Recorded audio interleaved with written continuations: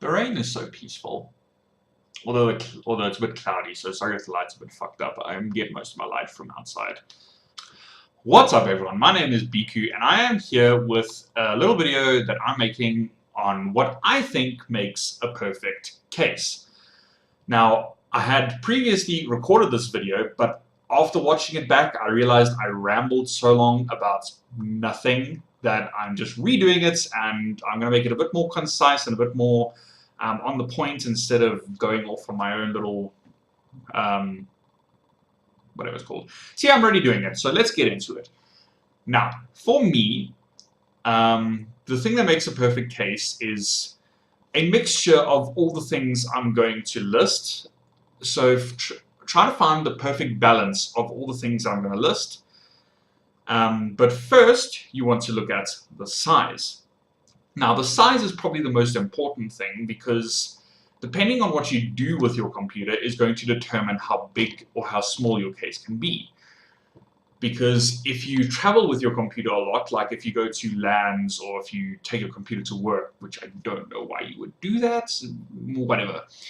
So if you take your computer to LANs a lot or you take it to work or stuff like that, then you're going to want a relatively small case, which can limit you in terms of what you can put in it, but it means that you can actually make it portable.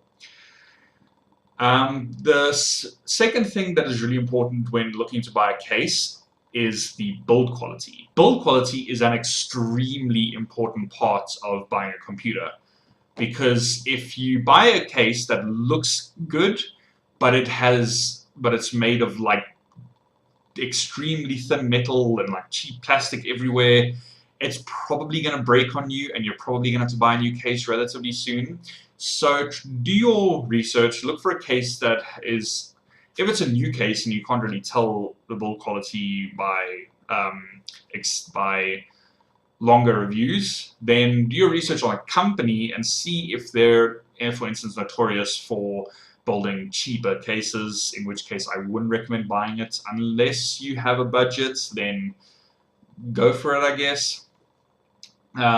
Another thing that's really important is the paint quality. Now, most newer cases are powder coated, but if you're buying an older case like I did, which I have a Silverstone TJ07, which in my opinion is the perfect case for me, but my case isn't really painted. It's the metal is the aluminum is anodized, which is a beautiful finish, by the way.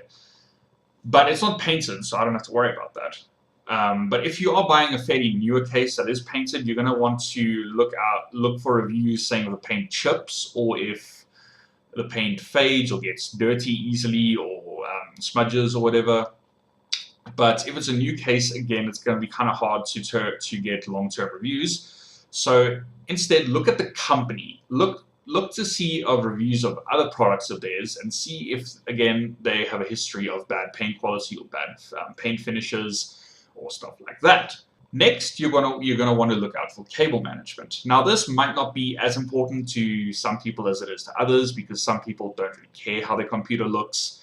But some people do, and I am one of them. I like the way my computer looks, even though I don't think it's perfect because of some of the design features in the Silverstone TJ07, which I don't like the holes in the mid-plate, but whatever. So it is important for a case to have good and intuitive cable management.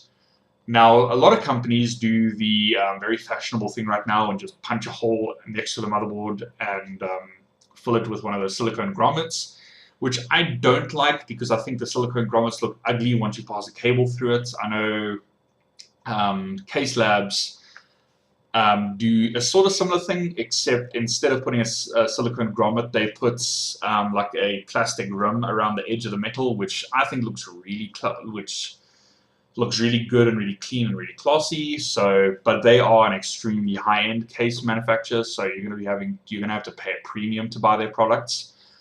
And not just that, things like on the back of the motherboard tray, if they have little punch outs where you can actually strap zip ties through, so you can tie down cables, or if they come with zip ties built with the case, or if they have Velcro straps, which is really awesome because you can reuse Velcro instead of a cable tie, which has one use.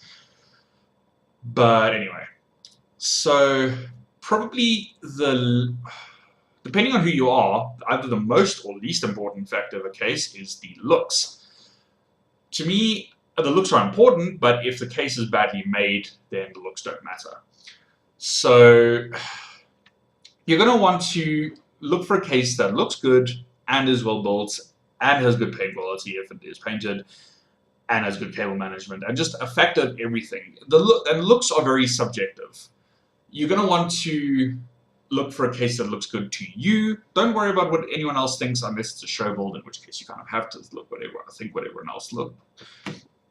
You have to look at what everyone else thinks. There we go. So yeah, that's sort of it really. Basically what I'm saying is when you buy a new case, do some research, see what other people are saying, see if they're happy with their case or if they're bad or if they're angry, see if how people look online, see if there's any build logs of people who have made it well cable managed, or if it's really difficult to make it really well cable managed or stuff like that. Just do your research. That is the main factor when buying a case, is do your research and know what you're buying before you buy it. In today's age with YouTube and unboxings and reviews, it is incredibly easy to find the product that you're looking for and watch a review on it and see what other people think and see if it's a good product or if it's a bad product or if you should buy it or not.